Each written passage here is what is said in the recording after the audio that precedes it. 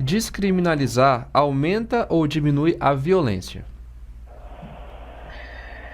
Essa é uma pergunta bastante complexa de responder, né? Assim, descriminalizar não necessariamente vai resolver a violência, né? Porque o que se argumenta, né, é que parte da violência produzida pelo tráfico é porque não é liberado, né, o tráfico, vamos dizer assim. Aí, tráfico no sentido de produção, beneficiamento, comércio, porte e assim por diante, né?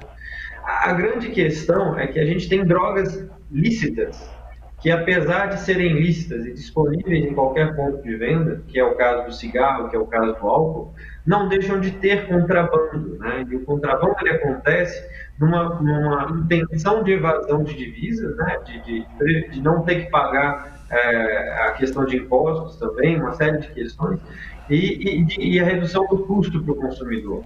O que acontece, por analogia, no meu ponto de vista, é que o consumidor, né, o principal consumidor da maconha, que são os adolescentes e os adultos jovens, né, 18, de 15 até 25 anos, não necessariamente estarão dispostos a pagar mais por essa maconha liberada.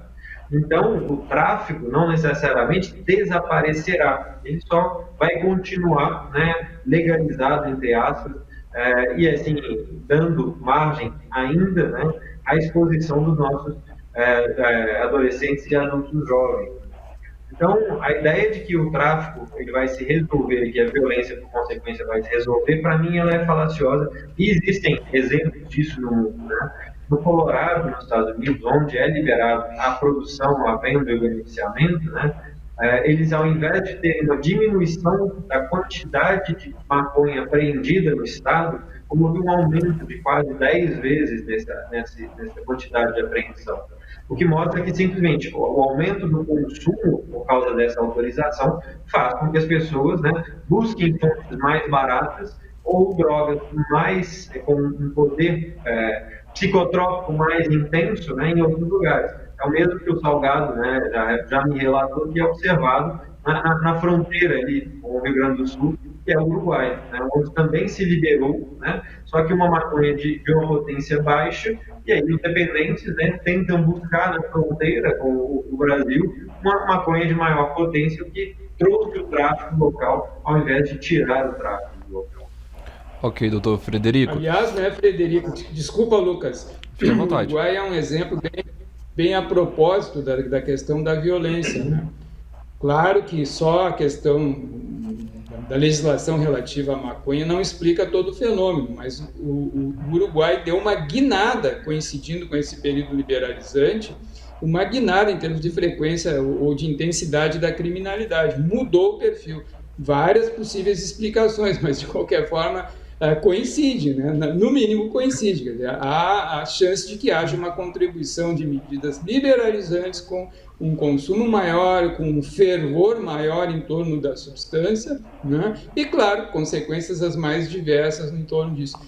Mas eu queria botar uma coisa histórica aqui, brasileira, interessante. Nós, brasileiros, especialmente quem viveu anos 60 e 70, não somos muito simpáticos a medidas restritivas, né? Isso no nosso país já nos custou caro, com muitos exageros que ocorreram, e, enfim, isso marcou a sociedade. E eu lembro de uma medida restritiva que foi muito antipática num primeiro momento, mas foi resolutiva. Simples. Propoxifeno, Algafam, era uma droga abusada na forma injetada, né? E a gente assistia, quando eu fiz a minha residência médica, a gente via as pessoas com lesões, com necrose importante em função da inabilidade para a injeção do fármaco, as pessoas se machucavam, lesavam, e eram lesões graves, e essas pessoas sumiram com uma decisão, a colocação do propoxifeno sob a regulação de um formulário específico, de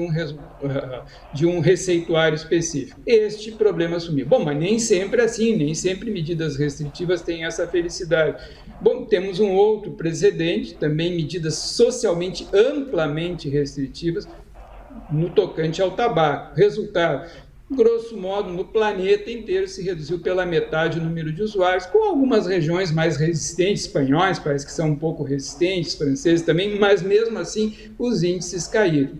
E a propósito, né, uma cidade como Montevidéu, que era uma cidade fumarenta ou fumacenta, os restaurantes eram franqueados para o tabaco saiu dos restaurantes, o que tornou realmente o ambiente, no mínimo, mais saudável do ponto de vista ventilatório. Então, são medidas, às vezes, antipáticas do ponto de vista social, mas elas podem ter, especialmente quando tem a simpatia da comunidade, um resultado muito interessante. E para a gente ter simpatia da comunidade, conversas como essa contribuem bastante. Quer saber mais sobre o tema? Assista ao programa completo no nosso canal do YouTube, youtube.com/abptv.